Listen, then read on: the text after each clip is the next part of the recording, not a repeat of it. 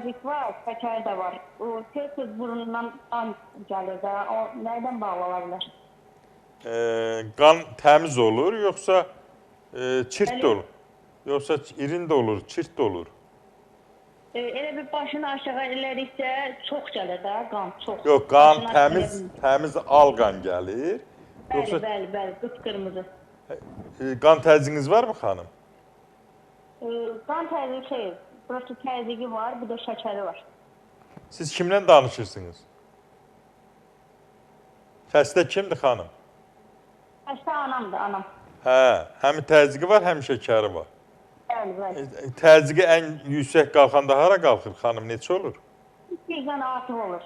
Ay maşallah, ay maşallah. Xanım, o qan açılmasa, ananızın başına, yəni beyin toxumasına qan sızar. Allah onu qoruyur, o qan sızma onu qoruyur.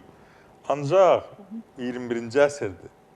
21-ci əsrdə hər bir evdə də, yəqin ki, sizdə qan təzyiqini ölçən aparatınız var xanım.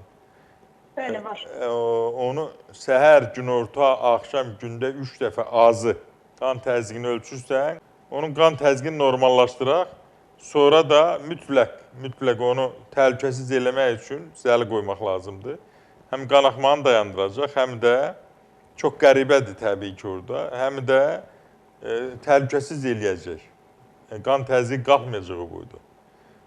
Ondan başqa da mütləq mənada qıcıqlandırıcı, mütləq az yeməlidir, yüngül yeməlidir və stresdən, yəni seriallardan, xəbərdən, əsəbət təsir edən proqramlardan uzaq olmalıdır xanım. Qidası haqqında ətraflı məlumat verəcəm. Elə çox qızartma, yağlı olmaz, turşu olmaz, acı biber olmaz və duzlu olmaz təbii ki. Ancaq mənə deyin, yenə də deyirəm, bir nömrə, bax gördüyünüz nömrələrdir.